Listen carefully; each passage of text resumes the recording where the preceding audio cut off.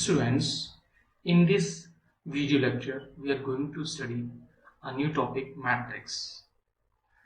In this, we are going to study first introduction, matrix basic concept, definition, and order of the matrix. Whenever we will deal with the system of linear equations, we have to use the concept of matrices and determinant. Till the time we are solving two equations involving two variables, yes or no? It will be easy to solve two equations involving two variables. Okay, but when we have been given three or more variables along with three or more equations, then it becomes gradually difficult to solve all these equations. Then this matrix comes. Got it? The concept of matrices and determinant is very useful in these cases. This is the importance of matrices and determinants. There are so many other importance also. The concept of matrices is also used for budgeting. You can say for the sales projections and cost estimates, or you can say in the account. Yes or no? And there are many other aspects also where we can use the concept of matrices.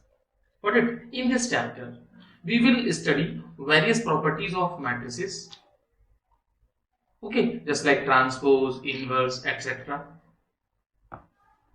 And after that, we are going to check the determinant parts. And in this particular video lecture, we are going to study introduction, matrix basic concept, their definition, and order of matrices. Okay, तो fundamentally इस video में मैं सबसे पहले matrix का introduction दूंगा, फिर matrix का जो बेसिक कॉन्सेप्ट है वो समझाऊंगा आपको, डेफिनेशन इसकी देख लेंगे हम लोग, और ऑर्डर ऑफ अ मैट्रिक्स से बात करेंगे. ठीक है. अच्छा, आपको मैं इंट्रोडक्शन की बात कहूं तो मैंने अभी जो बताया सारा वो इंट्रोडक्शन ही था कि मैट्रिक्स का यूज क्या क्या हम कर सकते हैं. ओके, मैट्रिक्स का बेसिक कॉन्सेप्ट समझते हैं. जो बातें मैंने बताई, जैसे मैं कहूं आपको कि सपोज मुझे कोई पर्सन है, एक्स पर्सन मान लेते हैं, जिसका नाम सपोज रवि है. What it Ravi. और मुझे एक चीज डिनोट करनी है that Ravi has 9 pens or 10 pens, you can say. Ravi has suppose 10 pens. और इस बात को मैं लिखने के लिए बस ये सिंबल यूज कर लूं, एक रेक्टेंगुलर बॉक्स, और इसमें 10 लिख दूं. तो और मैं अपने दिमाग में फिट रखूं कि ये जो मैंने लिखा है इसका मीनिंग क्या है कि Ravi has 10 pens. It is okay. Okay, now suppose Ravi has 10 pens and 5 pencils. Suppose 5 pencils. Then if we represent like this 10, 5, and हमें ये बात समझ में आनी चाहिए कि जो फर्स्ट एंट्री है ये पेन्स को रिप्रेजेंट कर रही है, और जो सेकंड एंट्री है वो पेंसिल को रिप्रेजेंट कर रही है. बस ये हमारे दिमाग में फिट होना चाहिए, और ये फिट है तो हम कह सकते हैं कि भाई ठीक है, इसको देखते ही हम बताएंगे कि जो रवि पर्सन है उसके पास 10 पेन्स हैं और 5 पेंसिल्स. अच्छा, ये तो रवि की बात हो गई. अब मान लो आपके पास एक सेटअप ऐसा देते हैं, जैसे रवि ले लें और एक कोई पर्सन और ले लेते हैं अपनी क्लास में से, मोहित ले लिया, और सपोज एक बच्चा कोई सचिन ले लिया. ठीक है. अब इसके पास जो पेन्स हैं और इसके पास जो पेंसिल्स हैं वो हम लोग यहाँ लिख लेते हैं. जैसे रवि के पास 10 पेन है और 5 पेंसिल्स हैं, मोहित के पास सपोज 9 पेन है और 8 पेंसिल्स हैं, और इसके पास सपोज 6 पेन है और 12 पेंसिल्स हैं. Got it. अब मुझे इसी सिस्टम को डिनोट करना है, तो मैं एक काम करता हूँ, अब रेक्टेंगुलर जो सेटअप था उसको थोड़ा सा बेक कर लूंगा, और यहाँ लिख देता हूँ 10, 5 9, 8, 6, 12। तो ये बात अंडरस्टूड हो जाएगी और इसको क्लोज कर दूँ। अब मुझे ये पता है कि इसको मैं जैसे रो फर्स्ट बोलता हूँ, फर्स्ट रो, इसको सेकंड रो बोलता हूँ, इसको थर्ड रो बोलता हूँ सपोज, ठीक है। और इस साइड को मैं कॉलम फर्स्ट बोल देता हूँ, इसको कॉलम 2 बोल देता हूँ। तो मुझे पता है फर्स्ट रो में जो है पहले पेन्स लिखे हुए हैं, तो ये रवि का पेन हो गया, ये मोहित के नंबर ऑफ पेन्स हो गए, ये सचिन के नंबर ऑफ पेन्स हो गए। यस और नो? ठीक है। अच्छा, इसी बात को कोई पर्सन चाहे कि सर हम ऐसे लिखते हैं तो क्या होगा, कैसे कि भाई 10 इधर और 5 इधर, यहाँ पे 9 इधर और 8 इधर, और यहाँ 6 और 12, और रेक्टेंगुलर सिस्टम कुछ ऐसा बंद कर दें तो हाँ ये भी चल जाएगा। बस यहाँ पर ये है कि अब ये रवि, मोहित और जो सचिन थे वो इधर आ गए, और पेन और पेंसिल्स इधर आ जाएंगे। यस और नो? पेन और पेंसिल्स इधर आ जाएंगे। अब इस केस में ये रो 1 है और ये रो 2 है। अल्टीमेटली एक बात समझ में आ गई हम लोगों को कि ऐसे पैटर्न से हम लोग जो यू कैन से क्रिप्टो, मतलब किसी बात को छुपाना है आपको, क्रिप्टोग्राफी टर्म, तो जैसे किसी बात को दूसरा वाला समझ ना पाए और तुम्हें ऐसे लिख के देना है कि भाई अपन को समझ में आ जाए जो हमने लिखा हुआ है। जैसे ऐसे लिख के बस बंद कर दो और अपने दिमाग में ये फिट है कि ये तो रवि के पास पेन है, हाँ उसको उसको नहीं बताना है मान लो। या फिर मैं ये कहूँ कि अपनी जो लार्ज डेटा इंफॉर्मेशन है उसका कलेक्शन करना है, तो जब इस फॉर्म से लिख लेंगे और हमें दिमाग में फिट है कि भाई ये हमने रवि, यहाँ पे पर्सन्स हैं और यहाँ पे उनके पास क्वांटिटी है पेन पेंसिल्स, उनका डाटा है, तो ये दिमाग में अपने पास फिट है, तो इसको देख के ही हम बता देंगे। तो कम स्पेस में ज्यादा इंफॉर्मेशन को हम लोग लिख सकते हैं। This is the basic use of the matrix. Got it? तो यहाँ पर एक चीज और डिसाइड की हमने कि भाई जब ऐसे लिखते हैं, इस तरह से जब लिखेंगे तो वो रोज आती हैं, ठीक है, रोज बोलते हैं। और जो ये बनते हैं उनको क्या बोलते हैं, कॉलम बोलते हैं। जैसे इस केस में हमें 3 रोज हैं, यहाँ पर 2 रोज हैं, और इस केस में कॉलम की बात करें तो ये फर्स्ट कॉलम, ये सेकंड कॉलम, ये थर्ड कॉलम हो जाएगा। ये जो है वो फर्स्ट कॉलम है, ये सेकंड कॉलम है, ये थर्ड कॉलम है। मीन्स कॉलम और रोज ये 2 कॉन्सेप्ट और क्रिएट हुए, ठीक है। अब हम बात करते हैं इसकी डेफिनेशन। अब मैट्रिक्स की फंडामेंटल जो डेफिनेशन थी उसकी बात कर लेते हैं और उसको नोट भी कर लेते हैं। ओके, एन ऑर्डर्ड, ऑर्डर्ड का मतलब था वही रोज और जो कॉलम्स की बात चल रही थी। Rectangular array, rectangular array, rectangular का मतलब समझ गए और एरे का मतलब अरेंजमेंट, आप ये समझो। Okay, and rectangular array of numbers, of numbers.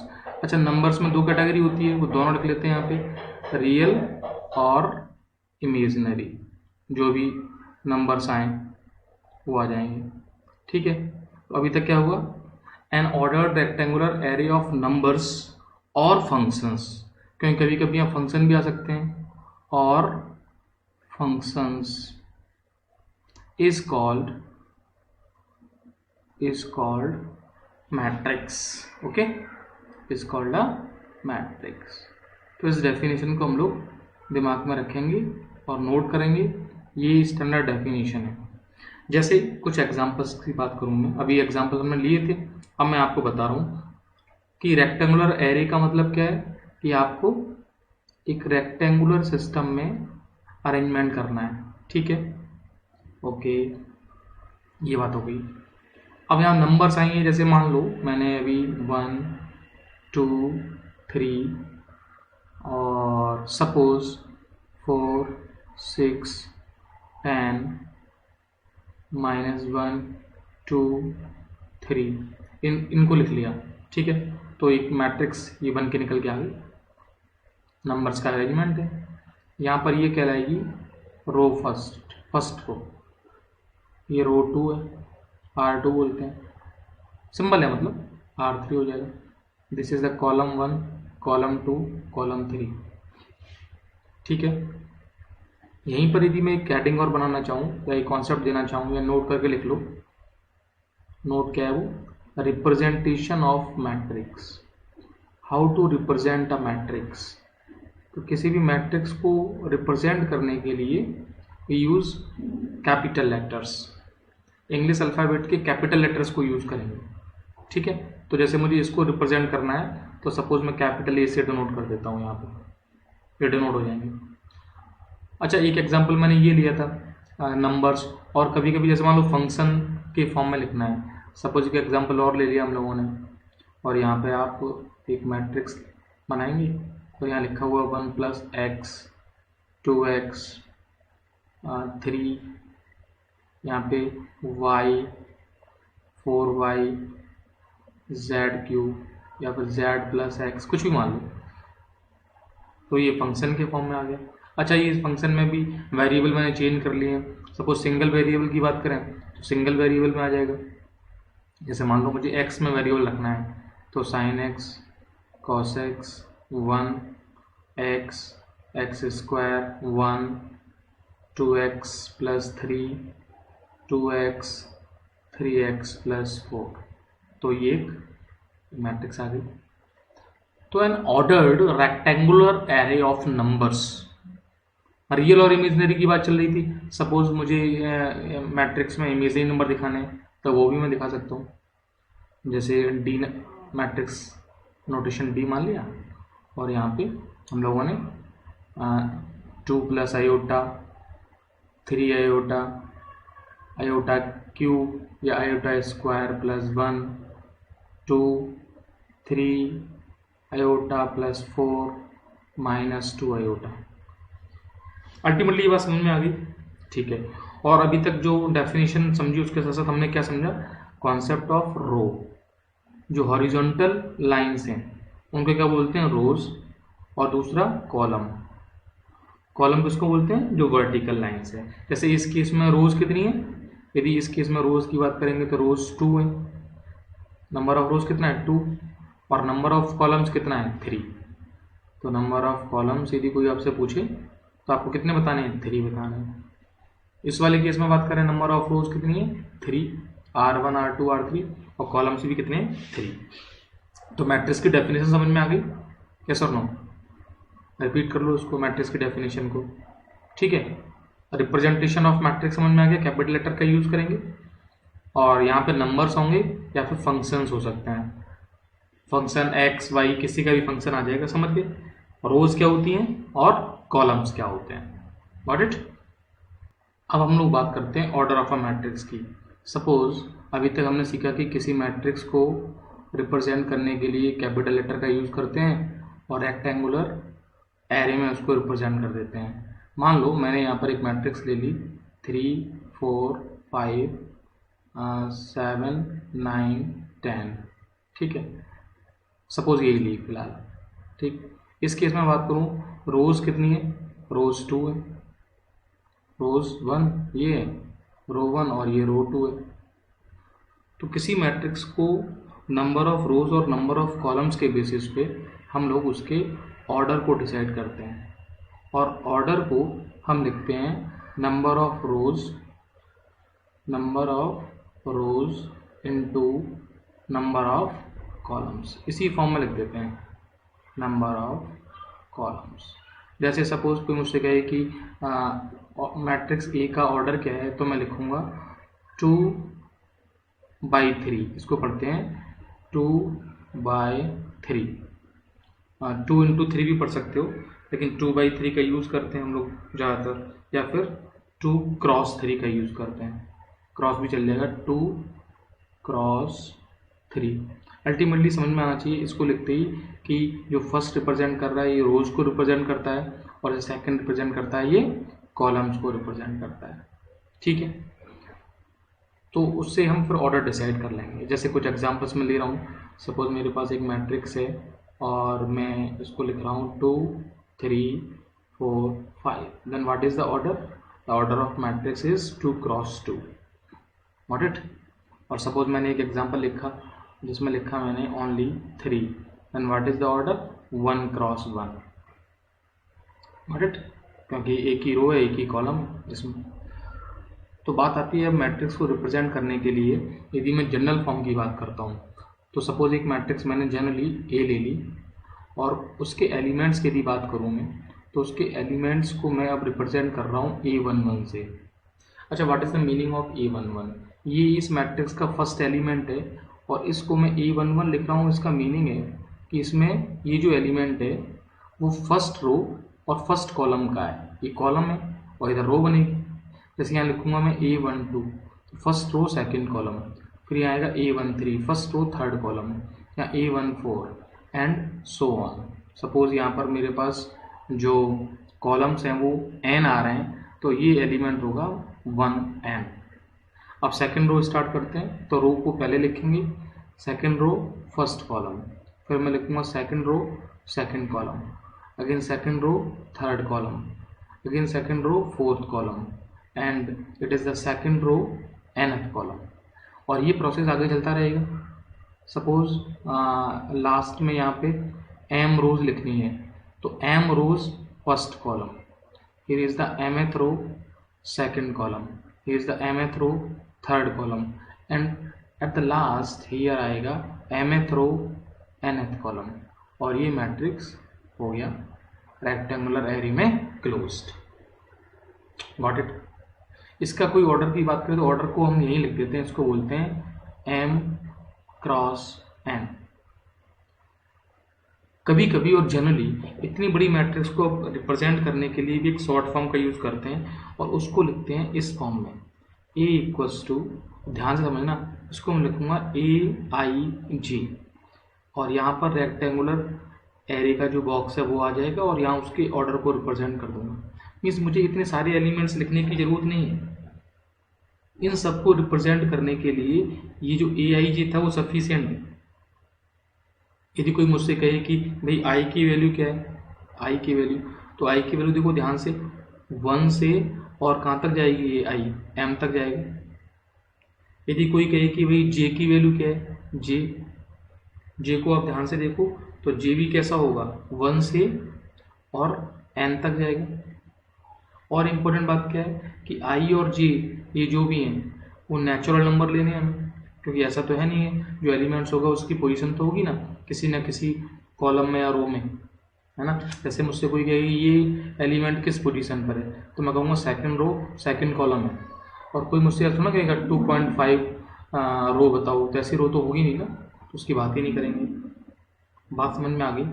Means इतना सा रिप्रेजेंट करने पर मैंने इस पूरे बड़े डायग्राम को रिप्रेजेंट कर दिया। Got it? और ये इंपॉर्टेंट बात है, जनरली हम लोग इसी फॉर्म में रिप्रेजेंट करेंगे। ये किसको रिप्रेजेंट कर रहा है, ith रो को रिप्रेजेंट कर रहा है, ith रो और jth कॉलम। मीन्स किसी भी एलिमेंट को यदि उठाते हैं और इस ij से कंपेयर करना है बस। जैसे सपोज मैं आपसे कहूँ कि मेरे पास एक मैट्रिक्स है जिसको मैंने A लिखा और उसको मैं नाम दे देता हूँ फिलहाल 3, 4, 5, 6, 9, 10 सपोज, और मैंने ऑर्डर डिसाइड कर दिया। यहाँ पर ऑर्डर होगा 2/3 बिकॉज 2 रोज हैं इसमें और 3 कॉलम्स हैं। अब मैं पूछता हूँ कि what is the value of A22 इस सेकंड रो सेकंड कॉलम, ये हो जाएगा first row second row first column second column, तो ये कितना आ जाएगा, 9 आ जाएगा, इसकी वैल्यू 9 है।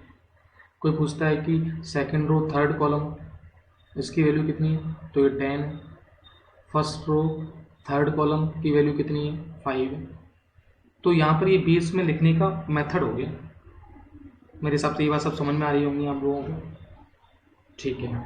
तो मैट्रिक्स में अभी तक जो हमने समझा है उसके बेसिस पे यदि मैं आपसे कहूँ कि हम कैसे क्वेश्चंस कर सकते हैं, तो सपोज कोई आपको मैट्रिक्स दे देगा और मैट्रिक्स देने के बाद यहाँ पे सपोज मैट्रिक्स मैंने दे दी है। अब मैं इसमें क्या क्या पूछ सकता हूँ आपसे, पर्टिकुलर ऑर्डर पूछ सकता हूँ कि ऑर्डर बताओ। जब मैं इस मैट्रिक्स को लिख दिया मैंने, जैसे मैं लिख दिया 3, 4, 6, 9, -2, 1, 0, 3, 2, 3, 4, 5। मैंने पूछा ऑर्डर कितना बेस का, तो पहला क्वेश्चन तो ऑर्डर का बन जाएगा कि ऑर्डर ऑफ अ मैट्रिक्स क्या है। फिर मैं पर्टिकुलर कोई पॉइंट्स पूछ लेता हूँ कि भाई A3 4 कितना होगा, A3 4 कितना होगा, तो वो आपको बताना है कि थर्ड रो में और थर्ड रो फोर्थ कॉलम का जो एलिमेंट्स है वो बताना है। तो third row and fourth column, तो ये एलिमेंट आ जाएगा। ऑर्डर कितना होगा, number row of rows into number of columns, तो रोज कितनी है 3 है और कॉलम कितने हैं 4 है, तो 3 क्रॉस 4 आ जाएगा यहाँ पर। अच्छा यहीं पर एक कॉन्सेप्ट को सीख लेते हैं हम लोग, number of elements. Number of elements ये एक सिंपल सा कॉन्सेप्ट है और इजी है, इसमें कुछ करना नहीं है। Number of elements in a matrix, किसी मैट्रिक्स में कितने एलिमेंट्स होंगे, जैसे हम लोग इस मैट्रिक्स को देख रहे हैं, इसमें टोटल काउंट करोगे तो वो इसके प्रोडक्ट के इक्वल आ जाएगा। Means number of element is nothing, it is the M N. If M is the number of rows and N is the number of columns then their product. तो इस case में जैसे मैं बात करूँ, जो मेरे सामने एग्जाम्पल है, इसमें नंबर ऑफ एलिमेंट्स की कोई मुझसे बात करेगा तो कितने आ जाएंगे मेरे पास, 12 एलिमेंट्स आ जाएंगे। बात समझ में आ गई है ना। कुछ एग्जांपल्स भी हमने देख लिए, गॉट इट। इस पर बेस्ड कुछ क्वेश्चंस भी सॉल्व कर सकते हैं हम लोग, एनसीईआरटी के हो कहीं के भी वो क्वेश्चन सॉल्व कर लेंगे। और फाइनली इसको हम लोग रिवाइज कर लेते हैं कि नंबर ऑफ एलिमेंट्स क्या होते हैं, मैट्रिक्स का ऑर्डर क्या होता है, मैट्रिक्स का रिप्रेजेंटेशन क्या होता है, एआईजे का मीनिंग क्या है, एआईजे में आई क्या है, जे क्या है, ऑर्डर ऑफ अ मैट्रिक्स क्या होता है, और जनरल मैट्रिक्स को कैसे रिप्रेजेंट करते हैं। अब हम लोग दो तरह के क्वेश्चन सॉल्व करते हैं। एक क्वेश्चन आते हैं फॉर्मेशन ऑफ मैट्रिक्स पर, और एक क्वेश्चन कहेगा कि if number of elements are there then how many different order matrices can be possible. समझते हैं मैं क्या कहना चाह रहा हूँ। सपोज मैट्रिक्स में उसने बोला कि elements of a matrix follow the rule, और उस रूल को उसने इस तरह से लिख दिया i प्लस 5j/2 लेट, और मॉड लगा दिया। वैसे मॉड की जरूरत ही नहीं है कि माइनस साइन तो लिया ही नहीं है। मान लो ये एक रूल है और कह रहे हैं कि you have to form a matrix of order, suppose एक मैट्रिक्स ए बनानी है और इसका ऑर्डर उसने दे दिया 2/3। तो हम लोगों को करना क्या है, कुछ नहीं करना है, 2/3 की एक मैट्रिक्स को पहले रफली लिख लेना है, A11, तो रो 2 होनी चाहिए, A12, रो तो 2 हो गई, सॉरी रो 2 होनी चाहिए और कॉलम 3 होनी चाहिए, तो कॉलम तो बनाना पड़ेगा आगे कॉलम, और यहाँ आ जाएगा A21, A22, A23। तो ये बेसिकली अपने पास 2 रो और 3 कॉलम का मैट्रिक्स बन गया। अब कुछ नहीं करना है, इस डेफिनेशन में E11 निकालना है, तो E11 क्या आएगा 1 + 5 × 1/2, और सिंप्लीफाई करना है इसको 3 आ जाएगा। जैसे A12 तो 1 + 5 × 2, कोई 1 2 में I1 है ना, ये याद रखना, और J कितना है वो 2 है, तो 11/2 आ जाएगा। फिर A13 तो I अगेन 1 है, + 5 × 3 15/2 8 आ जाएगा। अब निकालेंगे A21, तो इसमें लिखेंगे I को 2 और J को 1 लिखेंगे /2, ये 7/2 आ जाएगा। Got it. ऐसे ही A22 निकालेंगे तो 2 + 10/2 6 आ जाएगा, और फिर A23 निकालेंगे 2 + 15/2 17/2 आ जाएगा। और ये सारे एलिमेंट्स यहाँ पे हम फिट कर देंगे, तो उसकी वैल्यू क्या आएगी भाई, कंस्ट्रक्शन हो गया, फॉर्मेशन हो गया। A11 कितना है 3 है, 11/2 है, ये 8 है, यहाँ पे 6 है, यहाँ पे 6 नहीं है, 7/2 है, ये 6 है, और ये 17/2।